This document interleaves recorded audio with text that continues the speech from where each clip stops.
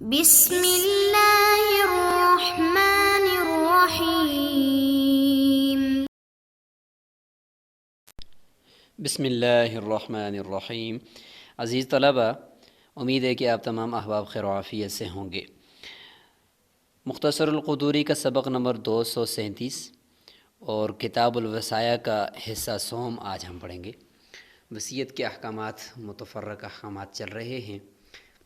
اس میں آج تیسرا سبق ہے اور آج بھی انشاءاللہ کچھ مزید احکامات لے کر ہم آئے ہیں، تو چلتے ہیں کتاب کی طرف۔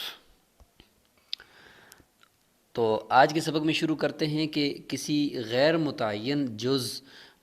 کی وصیت کرتا ہے مال میں سے، تو اس صورت میں ورثاء کے لیے کیا حکم ہوگا مرنے کے بعد، مورث کے مرنے کے بعد۔ تو فرماتے ہیں کہ وَإِنْ أَوْصَى بِجُزْءٍ مِّن مَّالِهِ قِيلَ لِلْوَرَثَةِ، اگر اپنے مال کا ایک جز کہتا ہے کہ ایک حصہ میرے مال کا فلاں کو دے دو، میں اس کی وصیت کرتا ہوں، تو اس کے مرنے کے بعد اس کے ورثاء سے کہا جائے گا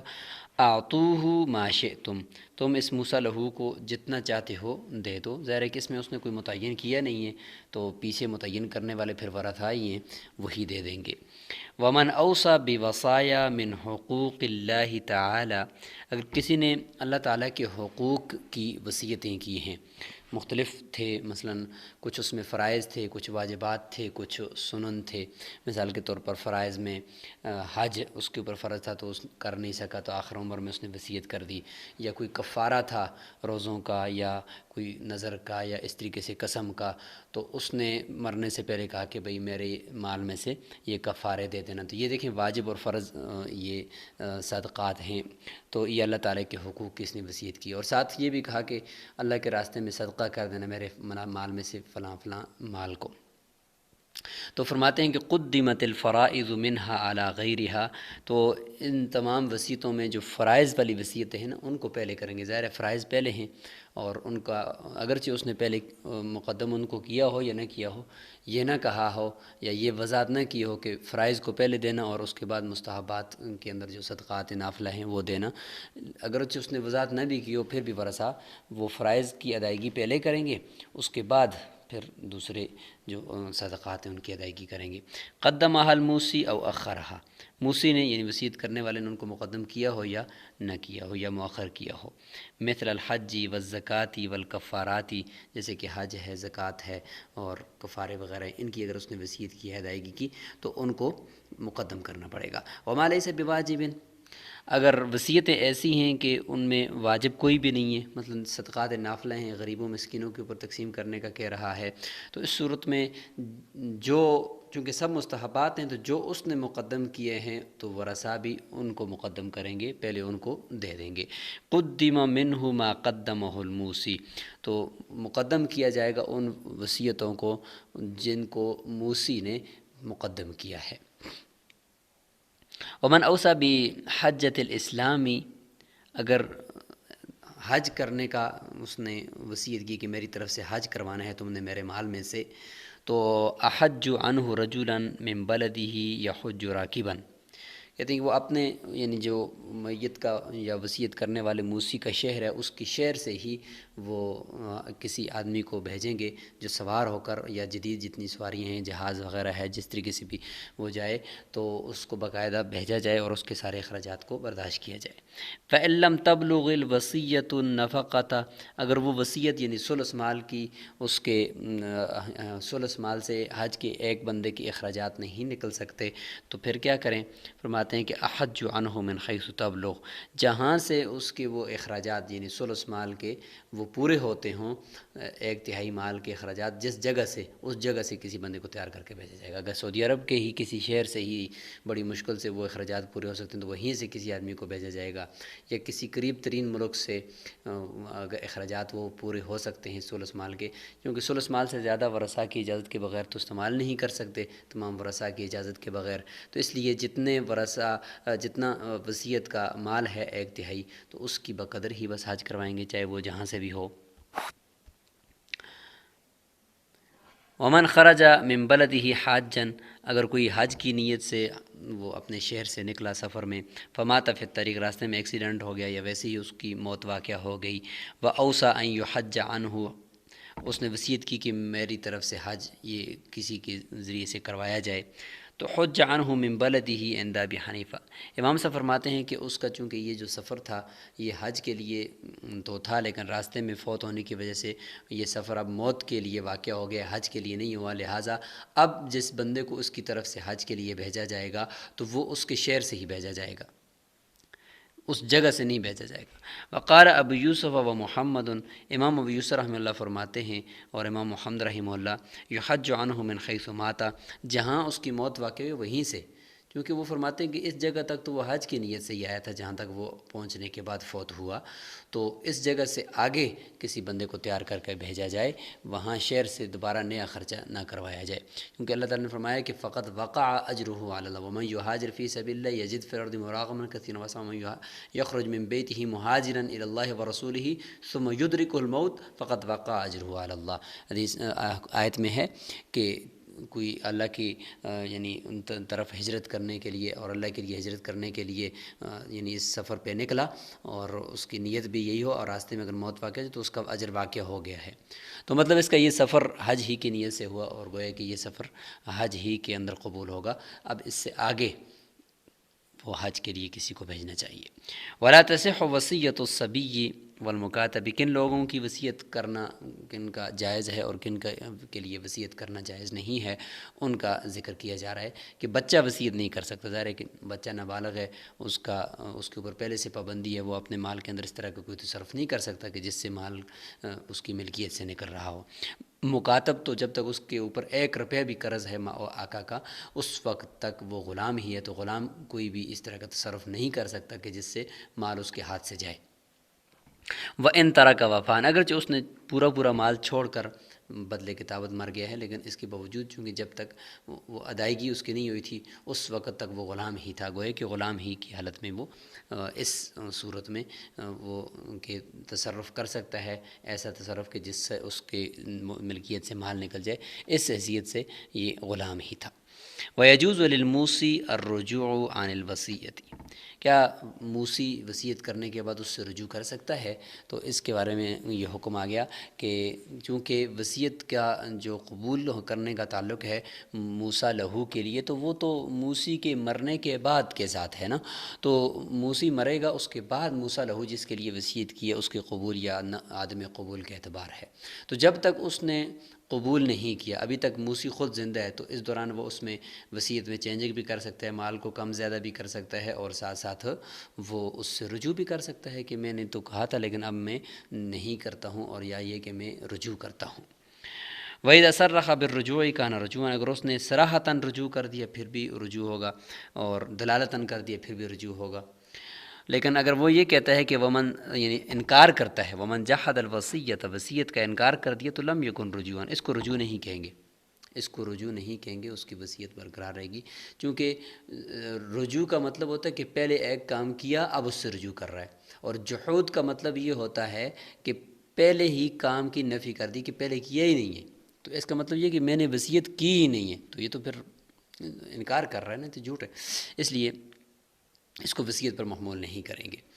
ومن اوصا، یعنی وصیت سے رجوع پر محمول نہیں کریں گے۔ ومن اوصا لجیرانہ، کسی نے اپنے پڑوسیوں کے لیے وصیت کی، جیران کا لفظ اس نے عربی میں مثلاً استعمال کر لیا، تو جار کس کو کہتے ہیں؟ تو جار کا جو اطلاق ہے وہ امام ابو حنیفہ رحمۃ اللہ علیہ کے نزدیک یہ ہے کہ فہم الملاصقون عند ابی حنیفہ، وہ لوگ مراد ہوں گے جن کا تعلق جن کا گھر اس کے گھر کے ساتھ جڑا ہوا ہے، دیواریں جڑی ہوئی ہیں، یہ قریب ترین کے جو گھر ہیں یہ مراد ہوں گے، اور انہی کے لیے وہ وصیت شمار ہوگی۔ صاحبین فرماتے ہیں کہ جار جو ہے وہ محلے کے سارے لوگ جو ایک ہی مسجد کے اندر نماز کے لیے جمع ہوتے ہیں، تو یہ سارے کے سارے مراد ہوں گے۔ ومن اوصا لاسحارہ، اور کسی نے سحر کے لیے، اسحار سحر ویسے سسرالی رشتے کو داماد کو بھی کہتے ہیں، لیکن یہاں پہ چونکہ آگے ختن آ رہا ہے داماد کے طور پر، تو اس لیے اس سے ہم مراد لیتے ہیں سحر سے وہ بیوی کے جو رشتہ دار ہیں وہ مراد لیتے ہیں۔ تو کسی نے کہا کہ میرے اصہار کے لیے یہ مال آپ نے میرے مال میں سے دینا ہے، تو کہتے ہیں یہ وصیت کس کے لیے ہوگی؟ فالوصیۃ لکل ذی رحم محرم من امرأتہ، شوہر کی جو یعنی بیوی ہے، بیوی کے جو ذی رحم محرم رشتہ دار ہیں، ذی رحم محرم یعنی ایک ہی رحم سے نکلے ہوئے، یعنی بھائی اور اس طریقے سے یعنی ماں باپ بیٹا، اس کی یعنی اس کی جو یعنی اس کا چاچا، اس طریقے سے جتنے بھی رشتہ دار، اس کا بھتیجا، یہ جتنے بھی اس کے ذی رحم محرم رشتہ دار ہیں، ذی رحم بھی ہوں اور ساتھ ساتھ محرم بھی ہوں، تو وہ مراد ہوں گے اس اصہار سے۔ ومن اوصى لاختانہ، اگر کسی نے اپنے ختن کے لیے وصیت کی، تو اختان ختن کی جمع ہے، اور ختن ویسے تو داماد کو کہتے ہیں یعنی لیکن یہ کہ یہاں پر جو ختن ہوگا وہ ہر ذی رحم محرم عورت کا شوہر ہوگا۔ ویسے تو عرف میں ختن داماد کو کہتے ہیں، لیکن یہ کہ یہاں پر جو ہوگا وہ ہر ذی رحم محرم عورت، یعنی پھوپھی کا خامد، خالہ کا خامد، بیٹی کا خامد، اور اسی طریقے سے جو ہے نا آپ اس کو پیچھے بھی لا جا سکتے ہیں، اور دادی کی طرف بھی لے جا سکتے ہیں۔ تو ہر ذی رحم محرم عورت کا جو رشتہ دار ہوگا، ذی رحم بھی ہو آپ کی، ایک ہی رحم سے آپ پیدا ہوئے ہوں، اور ساتھ ساتھ آپ کی محرم بھی ہو، اس کا شوہر جو ہوگا وہ آپ کا ختن کہلائے گا۔ فالختن زوج کل ذاتی رحم محرم منہ، یعنی چونکہ ختن کا لفظ عرف کے اندر جس طریقے سے جس عرف میں جس معنی میں استعمال ہوتا ہے تو اسی میں لیں گے، تو ختن کا لفظ یہ صاحب قدوری کے عرف میں چونکہ وہ عام تھا تو اس لیے انہوں نے اس کو عام ہی لیا ہے، اور صاحب ہدایہ کے نزدیک یہ چونکہ خاص ہے، صرف بیٹی کا شوہر مراد ہوتا ہے، تو اس لیے بیٹیوں کا جو شوہر ہیں ان کے نزدیک وہی مراد ہوتے ہیں۔ تو بہرحال یہ اس طریقے سے آپ اس کو لے سکتے ہیں۔ ومن اوصى لاقاربہ، اپنے اقارب کے لیے، اقربین کے لیے وصیت کر رہا ہے، تو اقربین کا جو تعلق ہے، اقرب یہ قریبی رشتہ دار کو کہتے ہیں، تو یہ قریبی رشتہ دار میں کون کون شامل ہوگے؟ تو فرماتے ہیں کہ فالوصیۃ للاقرب فالاقرب من کل ذی رحم محرم منہ، اس کے ذی رحم محرم رشتہ دار، وصیت کرنے والی اگر عورت ہے تو اس کے محرم رشتہ دار اور ذی رحم ہونے چاہیے، یعنی اس کا بھائی، اس کا مطلب یعنی ظاہر ہے کہ جو میراث جن کو ملتی ہے ان کو تو نہیں ہوگا نا، بھائی کو میراث ملتی ہے وہ نہیں، بلکہ چاچا اور اسی طریقے سے ذی رحم محرم رشتہ دار میں جو اس کے آتے ہیں وہ بھتیجا، اور اگر کوئی وصیت کرنے والا مرد ہے تو بھتیجی، اور اس طریقے سے چاچا، اور یہ جتنے بھی رشتہ دار ہیں یہ اس میں آئیں گے، اور الاقرب فالاقرب ہوں گے، یعنی ان میں میراث کے اصولوں کی طرح اصول لاگو ہوگا، یعنی چونکہ وصیت بھی میراث کی ایک بہن ہے، کیونکہ دونوں موت کے بعد واقع ہوتی ہیں، تو اس لیے اس میں بھی میراث کے اصولوں کے قریب قریب اصول ہوں گے، تو اس میں جس طریقے سے قریب کو پہلے ملتا ہے پھر بعید کو ملتا ہے، تو اس میں بھی الاقرب فالاقرب، یعنی اگر چاچا ہے تو چاچے کو پہلے ملے گا، بھتیجی کو اس کے بعد پھر اگر کچھ بچا تو ملے گا، ورنہ نہیں ملے گا، یا چاچا کو پہلے ملے گا باپ کی طرف سے چونکہ وہ زیادہ قریبی اسبہ ہے، اور ماموں کو پھر بعد میں ملے گا کیونکہ ماموں کا درجہ اس کے بعد کا ہے۔ تو اس طریقے سے الاقرب فالاقرب یہ امام ابو حنیفہ رحمۃ اللہ علیہ کے نزدیک ہے کہ ایک تو یہ کہ الاقرب فالاقرب چونکہ اقربین کہا ہے نا، تو ایک تو یہ کہ قریبی ترین، اور دوسرا ہے کہ ذی رحم محرم رشتہ دار ہونے چاہیے، یہ امام صاحب کے نزدیک ہے۔ ولا يدخل فیہم الوالدان، والدین اس میں داخل نہیں ہوں گے الاقرب، کیونکہ اس کو اقربین نہیں ہے، قرآن میں اقربین کا عطف کیا گیا تو عطف مغایرت کے لیے آتا ہے، جیسے کہ ہے کہ وصیۃ للوالدین والاقربین، قرآن میں نا والوصیۃ للوالدین کتب علیکم اذا حضر احدکم الموت ان ترک خیرا الوصیۃ للوالدین والاقربین، تو والدین کو الگ ذکر کیا، اقربین کو الگ ذکر کیا۔ اس سے پتہ چلتا ہے کہ والدین جو ہے وہ اقربین میں شامل نہیں ہیں، کیونکہ اقربین تو وہ ہوتے ہیں جو بالواسطہ رشتہ دار ہو نا، تو والدین تو بالواسطہ نہیں ہیں، وہ تو ڈائریکٹ انسان کی اصل ہے نا۔ اسی طریقے سے ولد، اور انسان کی اپنی اولاد بھی اس میں شامل نہیں ہوگی، ایک تو وہ خود وارث ہیں، اور دوسرا یہ کہ وہ ڈائریکٹ اس کے ساتھ اس کا تعلق ہے، بالواسطہ نہیں ہے، اور اقربین سے عام طور پر وہ رشتہ دار مراد ہوتے ہیں جو بالواسطہ ہوں۔ وَيَكُونُ لِلْإِثْنَيْنِ فَصَاعِدًا، اور ایک تو یہ کہ چونکہ اس نے جمع کا صیغہ استعمال کی، اقارب کی ہے، تو دو یا دو سے زیادہ کو یہ وصیت ملے گی، ایک کو نہیں ملے گی۔ دو کیوں؟ تین کے اوپر سب سے زیادہ، یعنی کم سے کم اطلاق جمع کا تین پر ہوتا ہے، تو دو کیوں؟ تو میراث کے اصولوں میں یہ دو جو ہے یہ جمع شمار ہوتی ہے، تو اس لیے دو فرما دیا۔ وَإِذَا أَوْصَى بِذَلِكَ، اگر اس نے اسی طریقے سے اپنے اقربا کے لیے وصیت کی ہے، لیکن اس کے دیکھا تو 2 چچے ہیں اور 2 ماموں ہیں، 2 چاچے اور 2 ماموں ہیں، تو وصیت کے مطابق الاقرب فالاقرب ہے نا، لہٰذا امام صاحب کے اصول کے مطابق پہلے قریب کو ملے گا، تو چچا زیادہ قریب ہے باپ کی طرف سے، کیونکہ باپ کی طرف نسب جاتا ہے اور میراث بھی، تو اس لیے باپ کے زیادہ قریب چاچا ہے، تو لہٰذا چاچا قریب ہوا، تو لہٰذا فالوصیۃ لعمیہ، دونوں چچوں کے لیے ہوگی، چونکہ 2 چچے ہیں تو اس نے جمع کا صیغہ استعمال کیا، تو جمع کا اطلاق میراث کے اصولوں میں، وصیت کے اصولوں میں 2 پر ہی ہوتا ہے، لہٰذا 2 کو مل جائے گی اور ماموں کو کچھ نہیں ملے گی۔ وَإِنْ كَانَ لَهُ عَمٌّ وَخَالَانِ، اگر ایک چاچا ہے اور 2 ماموں ہیں تو اب کیا کریں؟ تو ظاہر ہے کہ اس نے جمع کا صیغہ استعمال کیا، تو الاقرب تو عام ہے، اور لیکن عام یہاں پر ایک ہے، 2 ہیں نہیں ہیں، تو لہٰذا ایک ہے تو ایک کو میراث وصیت جو ہے وہ ساری کی ساری ثلث مال اس کو نہیں ملے گا، کیونکہ جمع کا اطلاق تو کم از کم 2 پر ہوتا ہے نا، تو یہاں پر تو ایک ہے، لہٰذا اس کو آدھی مل جائے گی، فللعم النصف، لہٰذا وصیت کا نصف اس کو مل جائے گا، اور باقی جو نصف ہے وہ جو کہ اس کے بعد کا جو درجہ ماموں کا ہے، لہٰذا الاقرب فالاقرب کے تحت ماموں کو باقی نصف مل جائے گا، وللخالین النصف، باقی نصف جو ہے وہ ماموں کو مل جائے گا۔ وقال صاحبین فرماتے ہیں الوصیۃ لکل من ینسب الی اقصی اب لہ فی الاسلام، صاحبین نے اقرب کا جو معنی ہے وہ بہت ہی زیادہ اس کے اندر عموم کر دیا ہے۔ وہ فرماتے ہیں کہ وصیت ہر اس شخص کے لیے ہوگی جو منسوب ہوتا ہے اس آخری باپ کی طرف جو ان کا ہے اسلام میں، وہ آخری باپ، دادا پردادا جو اسلام جس نے لایا ہے اور وہ جو مسلمان ہے، یعنی سب سے آخر میں، یعنی ادھر سے تو آپ اگر اپنی طرف سے شمار کریں تو آپ کا باپ، دادا، پردادا، ان میں سے کون سا وہ آخر تک ہے جو مسلمان ہوا ہے پہلی دفعہ، اور اس سے پیچھے اگر آپ کا بیک گراؤنڈ مثلا کوئی ایسا ہے، کوئی غیر مسلم ہے، لیکن آپ کا وہ دادا یا پردادا یا کوئی بھی ایسا ہے کہ اس نے اسلام لایا ہے، اور اس کے بعد جتنے بھی رشتہ دار اس کی اولاد میں بنے ہیں آپ کے، وہ سارے کے سارے اس میں شامل ہوں گے۔ اب یہ تو بہت زیادہ مفہوم جو ہے وہ وسیع ہو گیا ہے صاحبین کے نزدیک، لہٰذا وہ اگر دادا سے پیچھے پردادا غیر مسلم تھا تو دادا مسلمان ہے، تو دادا کی جتنی بھی اولاد ہوگی وہ سارے کے سارے آپ کے اقربا ہیں، والدین اور آپ کے اولاد کے علاوہ۔ اس طریقے سے صاحبین اس کو عموم لے لیتے ہیں اقربا کے لفظ کو۔ ومن اوصى لرجل بثلث دراہمہ، ایک آدمی کے بہت سارے دراہم ہیں، اس میں سے ایک حصہ مثال کے طور پر 90 دراہم ہے، اور اس میں سے دراہم کا ثلث یعنی 30 دراہم کی وصیت کر رہا ہے، اور بثلث غنمہ، یہ اپنی بکریوں میں سے 90 بکریوں میں سے 30 بکریوں کی وصیت کر رہا ہے ثلث مال کی۔ یہاں پہ 2 مسئلے ذکر کریں گے، تو دونوں کا حکم الگ الگ ہوگا لیکن صورتیں ایک جیسی ہوں گی،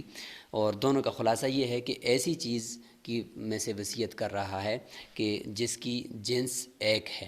اگر جنس اس کی ایک ہو اور بہت زیادہ تفاوت اس میں نہ ہو تو اس میں پھر یہ ہوتا ہے کہ اگر اس میں سے اگر ثلث مال کی وصیت کرتا ہے تو بقیہ مال اگر ہلاک ہو جاتا ہے تو ہم یہ سمجھیں گے کہ وہ جو پیچھے بچا ہوا ہے اگر وہ ثلث اس میں سے وصیت کا ثلث بنتا ہے تو ہم اسی میں سے ہی دے دیں گے موسیٰ لہو کو، کیونکہ جنس چونکہ ایک ہے اور اتنا زیادہ اس میں تفاوت نہیں ہے، تو ہم یہ سمجھیں گے کہ موسیٰ لہو کا حصہ پہلے سے طے اسی میں سے تھا، لہٰذا چونکہ خود موسی نے ہی اس کو دیا تھا اور وصیت ویسے بھی میراث سے پہلے ہوتی ہے تو ہم اسی میں سے حصہ دے دیں گے، اور جہاں پہ جنس مختلف ہو یا چیزوں کے درمیان تفاوت ہو، اس میں سے اگر موسی نے کسی کے لیے وصیت کی تھی تو اب اگر مال ہلاک ہو گیا سارے کا سارا یا کچھ نہ کچھ، تو اب اس میں سے ہم اس کو حصہ نہیں دیں گے، ہم یہ نہیں کہیں گے کہ یہ موسیٰ لہو کے لیے جو موسی نے حصہ مقرر کیا تھا یہ سارے کا سارا اس کو دیں، چونکہ جنس مختلف ہے۔ جب جنس مختلف ہو تو خلاصہ یہ ہے کہ تمام ورثاء بھی اور موسیٰ لہو سب اس مال میں شریک ہوتے ہیں، اور اگر جنس ایک ہو تو پھر ہم یہ سمجھیں گے کہ جو موسی نے مقرر کیا ہے حصہ موسیٰ لہو کے لیے وہی اس کا ہے، اس میں دوسرے ورثاء شریک نہیں ہیں۔ دیکھیں مثال کے طور پر ایک آدمی نے وصیت کی دراہم کے ثلث کی، مثلا 90 دراہم تھے تو 30 دراہم کی وصیت کی، یا بکریوں کے ثلث کی یعنی 90 بکریاں تھیں تو اس میں سے 30 بکریوں کی وصیت کی۔ اب مسئلہ یہ ہوا کہ فَهَلَكَ ثُلُثَا ذَلِكَ، 2 ثلث بکریاں اس میں سے ہلاک ہوگی، یا 2 ثلث یعنی 60 بکریاں یا 60 درہم اس میں سے ہلاک ہوگی، وَبَقِيَ ثُلُثُهُ، 30 بکریاں یا 30 درہم رہ گئے، ٹھیک ہے، اور یہی وہ 30 درہم یا 30 بکریاں جن کی وصیت موسی نے اس موسیٰ لہو کے لیے کی تھی۔ تو جب کی تھی تو اور جنس بکریوں کی بھی ایک ہی جیسی ہوتی ہے اور دراہم کی بھی ایک ہی جیسی ہوتی ہے، تو اس سے پہلے سے سب کا ذہن بنا ہوا تھا نا کہ اسی بکریوں میں سے ہی موسیٰ لہو کو 30 بکریاں دینی تھی، اور اب مال کے ہلاک ہونے کے بعد بھی ہم یہی سمجھیں گے گویا کہ موسیٰ لہو کا حصہ ابھی تک باقی ہے، وہ ہلاک نہیں ہوا، یہ ہم سمجھیں گے۔ وَهُوَ يَخْرُجُ مِنْ ثُلُثِ مَا بَقِيَ، اب دیکھتے ہیں کہ 2 ثلث مال تو ہلاک ہو گیا، 2 ثلث بکریاں ہلاک ہو گئی ہیں، اب پیچھے 1 ثلث رہتی ہیں یا 1 ثلث دراہم رہتے ہیں۔ تو اب دیکھتے ہیں کہ بقیہ کوئی مال جو اس میت کا ہے اس کو دیکھتے ہوئے یہ جو 30 بکریاں ہیں، یہ 30 درہم ہیں، یہ پورے مال کا اب ثلث بنتے ہیں، ہلاک کو نکالو، بقیہ مال کا یہ ثلث بنتے ہیں۔ وَهُوَ يَخْرُجُ مِنْ ثُلُثِ مَا بَقِيَ مِنْ مَالِهِ، اس کے مال کے بقیہ حصے میں سے ثلث کے طور پر یہ 30 درہم یا 30 بکریاں نکل سکتی ہیں، تو فَلَهُ جَمِيعُ مَا بَقِيَ، تو لہٰذا موسیٰ لہو کو وہ جتنا بقیہ بچی ہوئی 30 درہم یا 30 بکریاں ہیں تو وہ مل جائیں گی، چونکہ یہ بقیہ بچے ہوئے ہلاکت کے بعد بقیہ بچے ہوئے مال کا ثلث ہیں، تو یہ پہلے سے گوئے کہ موسی نے بھی اس کے لیے متعین کیا تھا، جنس بھی ہے کہ لہٰذا یہ مل جائیں گے اس کو۔ لیکن اسی کے برعکس اگر مسئلہ دوسرا ہے کہ ومن اوصى بثلث ثيابه فهلك ثلثاها وبقي ثلثها، اپنے سوٹ تھے یعنی کچھ تھان تھے کپڑوں کے، 90 قسم کے مطلب کپڑوں کے گٹھر تھے یا تھان تھے، ان میں سے 30 تھانوں کا یا 30 سوٹوں کا اس نے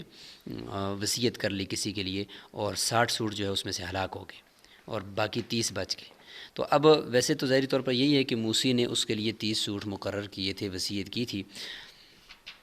تو یہاں پر ہم دیکھیں گے کہ بقیہ کوئی مال ایسا ہے موسی کا کہ ان کا ثلث یہ 30 کپڑے نکل سکتے ہیں۔ وَهُوَ يَخْرُجُ مِنْ ثُلُثِ مَا بَقِيَ مِنْ مَالِهِ، اور یہ جو 30 سوٹ باقی بچے ہیں تو یہ بقیہ مال کا ثلث بن سکتے ہیں، تو کیا یہی 30 کپڑے ہم موسیٰ لہو کو دے دیں گے؟ فرماتے ہیں کہ یہاں پہ ہم اس کو یہ 30 کپڑے دے کر نہیں نکالیں گے درمیان سے، لم يستحق الا، نہیں وہ مستحق ہوگا الا ثلث ما بقی من الثياب، مگر وہ باقی بچے ہوئے کپڑوں کا ہی ثلث اس کو ملے گا، یعنی 30 کے 30 کپڑے نہیں ملیں گے بلکہ 30 کا بھی ثلث یعنی 10 سوٹ اس کو مل جائیں گے۔ یہاں اوپر والا مسئلہ نہیں ہوگا کہ 30 کے 30 درہم ہم اس کو دے دیں گے۔ وجہ یہاں پہ یہ ہے کہ یہاں پہ کپڑوں کے اندر اور سوٹوں کے اندر تفاوت ہوتا ہے، اور یہ صورت بھی وہ ہے کہ جس میں سوٹوں کے اندر تفاوت ہو۔ جب تفاوت ہے تو یہ اس طرح کی چیزوں میں جہاں پہ وصیت کی جائے اور ان چیزوں کے اندر تفاوت ہو تو وہاں پہ حکم یہ ہے کہ موسیٰ لہو کا حصہ پہلے سے طے نہیں ہوگا بلکہ وہ تمام ورثاء کے ساتھ شریک ہوگا۔ مال کی ہلاکت ہونے کی بھی صورت میں ہم یہ سمجھیں گے کہ اس کا حصہ بھی ہلاک ہوا ہے، یہ نہیں کہیں گے کہ اس کا حصہ باقی ہے بلکہ اس کا حصہ بھی ہلاک ہوا ہے، چونکہ جنس مختلف ہے۔ اگر کپڑوں کی کمپنی ایک ہے اور جنس ایک ہی شمار ہوتی ہے اور ایک ہی جیسے کپڑے ہیں تو پھر اس میں بھی یہ اوپر والا حکم ہوگا کہ 30 کے 30 کپڑے دے کر وہ درمیان سے نکال دیا جائے گا اور اس کو یعنی موسیٰ لہو کو وہ 30 کپڑے دیے جائیں گے۔ تو آج کا سبق یہیں پہ روک لیتے ہیں، اگلے سبق کے اندر انشاءاللہ کتاب الوصایا کو ہم مکمل کر لیں گے۔